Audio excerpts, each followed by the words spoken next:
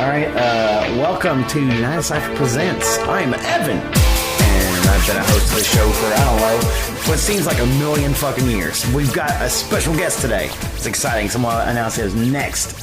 It is Steven, the Roast, Rosenberg from Motion Picture Meltdown. Say hello. Hello.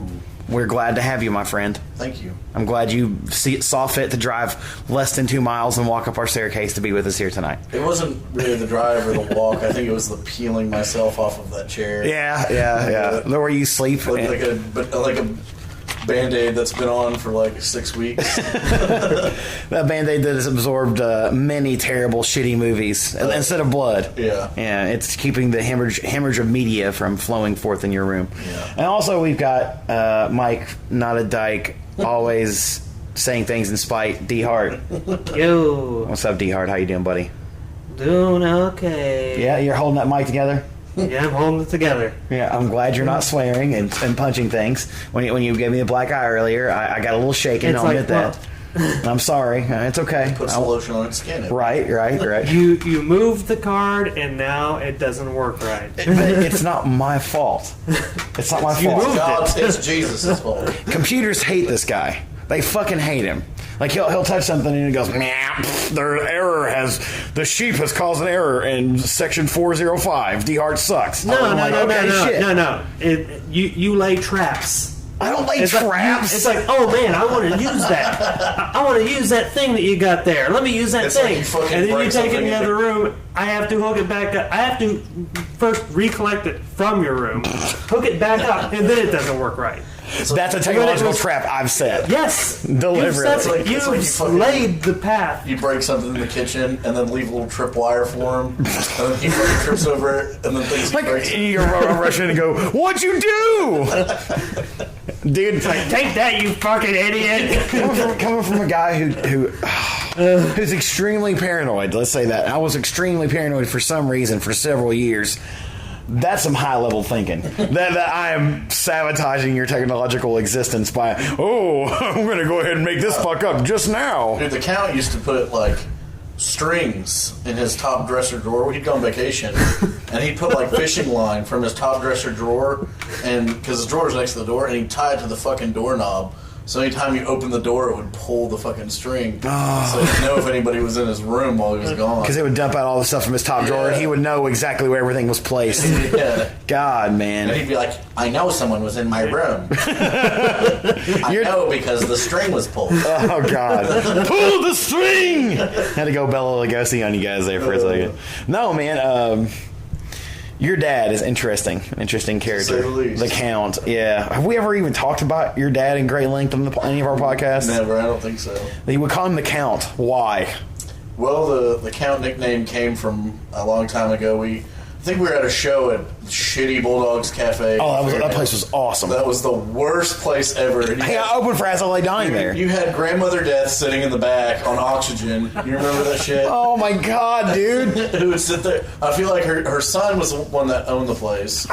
And I feel like he, like, sat her there and tortured her and made her listen to all the fucking shitty local metal bands. What if she absolutely fucking loved it? Probably. Well, she didn't talk. She never even had facial expressions or anything. She just sat there with her fucking Darth Vadering mask shit over her fucking mouth. So anyway, but after the show, everybody was real hot and sweaty, and no AC.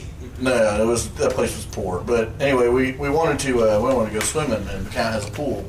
So I call the Count up, and it's about 11:30 at night at this time, and I just say, "Get your dancing shoes on," and I hung up on him. What? And then I can imagine his face when about 15 to 20 cars rolled up in the driveway about an hour later, and we all just start partying in his backyard and swimming in his pool. God.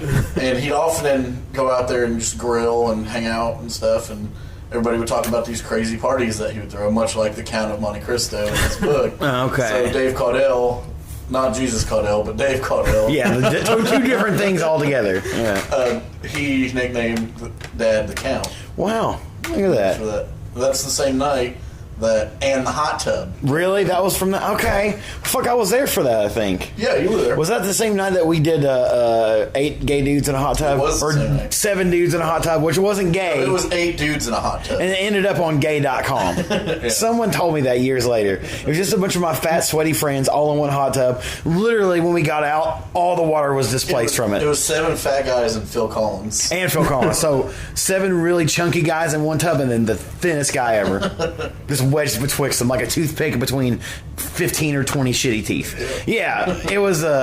I just had to talk about your dad because those parties are epic. They still are in a lot of ways. It was like Sodom and Gomorrah. Well, it's calmed down much over the years. Yeah, that goes with everybody getting older. Though. Yeah, I'm not making records for 20-something-year-old kids and Crimson Cloud, right? And then we aren't a bunch of 20-somethings all just getting crazy. Oh, and that's the thing, man. Like smoking and drinking. 10 years ago. No, not 10. Yeah, 10. Back in our day. Yeah, pretty much. When I was 18 and 19, I was over at your house drinking like a fifth on top of like 18 beers and then driving home. Yeah, I'm okay. I'd be fine with it, but like now I'll drink like a 6-pack and I want to die. And it's like, I can't, unless it's my birthday, and then I go all out. I like booze. Booze is easier to drink a lot. Yeah. It's easy to also get super shit-faced. Jameson has become one of my good friends lately. So needless to say, Steven and I are old drinking buddies. Yeah. And partying buddies and... music buddies. Seeing a sliver of Jared buddies. Yeah. He still denies that. I would classify us as music scene. We're scene kid comrades. Yeah. And friends, of course. We've been playing music, not necessarily in the same band, but in the same group of local bands since like 2000. Yeah, in case you didn't know, Unitedcypher has been at the heart of local indie music in the southern Indiana area for quite some time. For a decade. At least a decade, yeah. No, this is our 10th year. This is? Yeah. Well, hey, congratulations. We should have a 10th anniversary party or something. Just an excuse to get line up with shit-faced. our 100th episode of Motion Picture Meltdown. Which is that's a good idea. Yes, Philip's been doing that podcast. Philip started Motion Picture Meltdown. You and Philip? Me and Philip. That's right. Sorry. I didn't mean to take your fire away. No, dude, it's kind of remarkable. Been doing this for 10 years. It's been, I think, it hasn't always been on a podcast. But yeah, we started with like internet radio. Yep. I don't know if you guys remember that, the streaming and shit. And videos, awesome fucking businessman. Like, Dragon Slayer videos and shit. That has 3,000 views on YouTube. Yeah, those you can still get. And 90% of them are like, this guy sucks. What the fuck is going on? In Swedish or whatever. Super Fat Evan and Ugly Retard Vanover. Yeah. Ugly Retard Vanover. One did the troll face. Yeah. Oh, God. The end of it. Hey, guys. Thanks for slaying the bloody dragon. Yeah, we're getting nostalgic, but music, good times, drinking. It's 10th year of Unitedcypher.com. No longer the banking website from China. Speaking of 10th year, Unitedcypher.com, now we have a proper video podcast. Yes, we do. Again. Yep. We set up a Talks Over Games. Yeah, our illustrious new product this year. We put out quite a few of them. Going to put out a lot more, talking about our favorite games, some of the worst games. Not necessarily favorite. Some of my favorite, goddammit. No, we're going to do some really rough games, too. Probably going to have to do a piece on Two Worlds. Just, I don't know, maybe like 2 minutes of it. Just like, fuck, shit, this game sucks. If you do Moonwalker, then another good one to throw in that category would be the Aerosmith Super Nintendo game. Oh, God. I had it on Sega Genesis. The first-person shooter. It's so bad. It's not first-person shooter, it's on rails. Shooter on rails. I don't remember what it was called, though. Revolution X. Yes. Why do I have to remember all of this shit? Big flashy advertisements in GamePro magazine, that's why. I remember playing that shit at the fucking Seymour movie theater with a big machine gun, and then you hit the little button on the gun to throw CDs out. Oh, God. That game. Fuck. Me and my nephew played all the way through it once, but we didn't find all the band members. They send you back through the game. Shit. It's like, awful. What? The band isn't here. I'm gonna have to go back. Hello, Cleveland! Oh, shit, I got blown away. It has, like, diverging paths that you can go down to, Yeah. How the fuck are you gonna find them all? I mean, Jesus. Talking about games that made that transition from arcade to console. Yeah. One of the ones that had a huge change for me was always Captain America and the Avengers. Yeah, it was totally so different. Great on arcade, it came over on console, and it was like pretty much taking the fucking like college Praxis 3 exams to get past the first level. It was like It was awful. every 2.5 seconds. No. Every time you got hit, fucking the guy screamed that. No. And then you had 2 lives, and the game was fucking over. If you lost those 2 lives, you were fucked, and you go back to the beginning of the first level. Go to the bank, get yourself a mortgage. Not going to happen. You're fucked. Yeah, like we even played it on your old meme cabinet. Yep. And we were like, oh man, now we have infinite continues. We still couldn't get past the first fucking level. Yeah, fuck that shit. I like how you called it a meme cabinet. Whatever. Meme, it's close enough. Hey, listen. Steven shits memes and eats cat pictures for breakfast. That's right. So go to hell, Lex Luthor.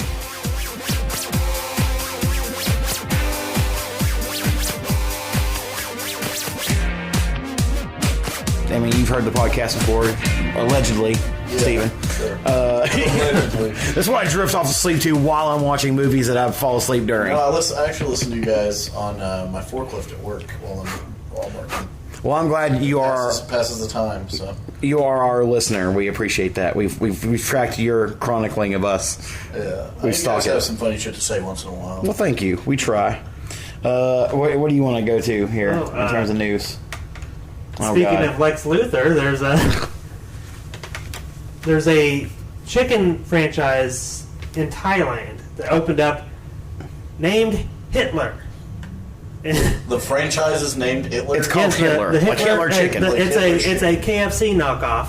It uses Hitler's likeness and kind of in place of like the Colonel. Really? So it's Yeah. actually Adolf Hitler. It's not Yes, like, it's Adolf Hitler. See, check him out. You got Hitler Yeah. selling the Colonel's fucking sweet recipe. You know what's in his recipe? I'm guessing Jews. Yeah, that's what I said. You walk into the restaurant and there's like some guy in a Hitler suit that's like, I hope you like your chicken extra crispy. You look in their kitchen, they have those big fucking like incinerator machines. Oh, that's harsh, dude. It's like So harsh. Hey dude, 12.5% Jewish. That's true. You're an eighth or some nonsense. while I was supposed to be working, I was thinking of other dictators that would who could have food. Oh yeah. Yeah, Items like named after Mussolini's him. Or pasta. fucking Stalin Ooh, soaps. the double XL Hirohito burrito, Oh God, no way. the Mao Se McRib. Did this all of a sudden become a morning zoo show? All right, hey-o! Keep going. I gotta hear this list. And Subway's Saddam Sandwich. Oh, God. What about some like Yasa air fries? Or Yasa air fried chicken? Okay, now I'm stuck on Yasa, too. Wait. Yeah, I like Mussolini's, Mussolini's Monster Burger. Or I don't know. like Italian restaurant, like Mussolini's tortellini or something. Yeah, there you go. See, the rhyming. That's good. And apparently this is a popular thing that goes well with teens in Thailand. What, going to Hitler chick? But they call it Hitler chic, Oh, wow. and they have lots of things. Oh, there's a Ronald McDonald hit. Dude, Yes. yeah, literally on the screen. That's in Japan. Because look at the there's Japanese writing on that one actually. But yeah, that's a Japanese statue of Hitler with a Ronald McDonald outfit, and he's totally Yeah. Zig Heiling right now. That's wow. Come get us a Happy Meal.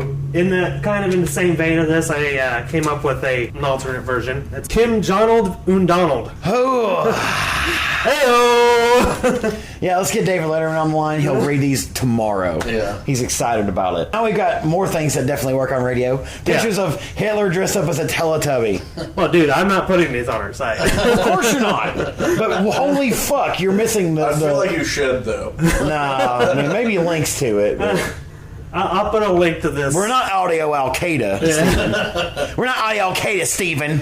Yeah, it's neat how Asians can look at the suffering of basically genocide, the genociding of an entire race of people, and be like, yep, that's pretty ironic and funny. Let's make him look like Ronald McDonald. That's what hipsters in Thailand like. I wanted to mention KFC is suing, Good. so that's pretty expected. What are they saying for defamation of dictator? How does that fucking work when you sue somebody in another country for shit like that? You have to go through their legal system. Huh. Yep. So basically, whoever's suing somebody from, I don't know. I feel like Japan or Thailand's just gonna be like, Fuck America. Half the time that does happen. It kind of makes me think that the whole thing was set up by someone who works at KFC. That way, KFC sues Hitler. Da-da-da-da. You hear the old newsreel music? Yeah. Hey, down the right fist. The news media is shocked by the fact that KFC is suing Hitler. Fucking planes in the background. The Colonel takes on the Axis powers. We will never let Hitler take away our chicken. Harlan Sanders shows that he's no chicken. Stands up to Adolf. Now, see? Where's my chicken biscuits, bitch? All right, that's enough. Speaking of Asians, have you seen the shit steaks? Yeah, the guy I saw this a couple years ago. The dude that took protein from like sewage, like poop, and then turned that into like steak meat. Well, yeah, it's clean. Well, now, yeah, it's clean. It's as clean as shit. It's as clean as processed shit can be. Right. I'm sure they missed some molecules of poo in there somewhere. It has to be. There's no way that this particles everywhere. But no matter how much you polish the shit out of shit, there's probably some shit left over. Yeah, just a smidgen of it. Well, now they've completely processed it into actual like meaty steaks. And there's been testers who say that it tastes just like steak. So that means we're eating that at McDonald's right now. There are people eating shit. And here's the thing. It costs more than regular steaks. So literally people are paying more money to eat shit steaks than going out and paying to get regular fucking beef steaks. Dude, somewhere Scrooge McDuck's like, I gotta get these shit steaks. It's coming to a Taco Bell near you because they're moving away from calling it meat into calling it protein. Yeah. They're moving Seriously? They're moving towards shit steaks. So how okay, let's have a prediction then. How much further in the future, like how many years do you think before we're all just eating shit every time we go to the drive-thru? Steven? 20. 20 years? Yeah. DR? 10. I'm going to say 1. 1 year? Yep. And we're eating shit steaks. Yep, 1 year and we're all eating shit steaks. We'll have Obama be like, America, we've got to make more shit steaks.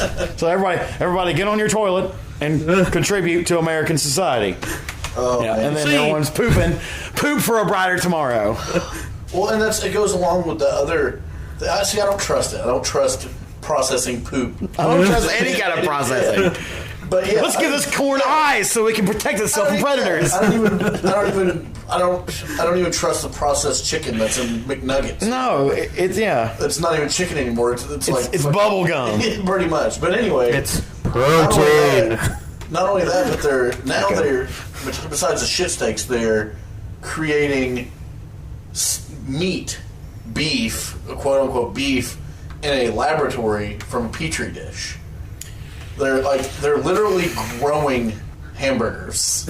Like it's not like they're growing cows. They're taking cells from cows. Yeah. And they're growing beef out of a fucking laboratory from cells. I understand that they're trying to get to this whole Star Trek, like, oh, you type in what kind of meat you want into a computer and it spits it out. But is it ever really going to be good? No. And how much longer do we, as people, get to eat their experiments and go, well, this is just fine. Oh, and then we wake up tomorrow and we got 16 eyes. Yeah, like, tell me that Petri-grown beef is not going to cause some kind of fucking cancer. At least for the first 150 years of it, until they figure it out. Oh, we didn't know anything about subatomic superhuman particle death back then. And like that's what I'm saying. It's like if I have the choice between I may shave off about 2 or 3 weeks of my life from eating this big, nice, fucking fat, juicy steak made from a cow that's probably hormone pumped full or whatever anyway. Right. Or shave off 20 years of my fucking life by eating this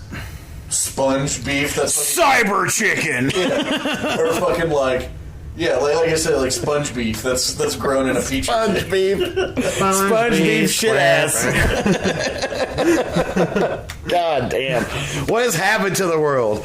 We've got the technology to make chickens out of dust and turn midgets into real people. Let's work on more sponge beef. It's true. Shit's changing. Like I went to the fucking grocery store the other day and I'm like, all right, man, I want to get some fruit. I'm going to get some bananas. I'm going to get some grapes.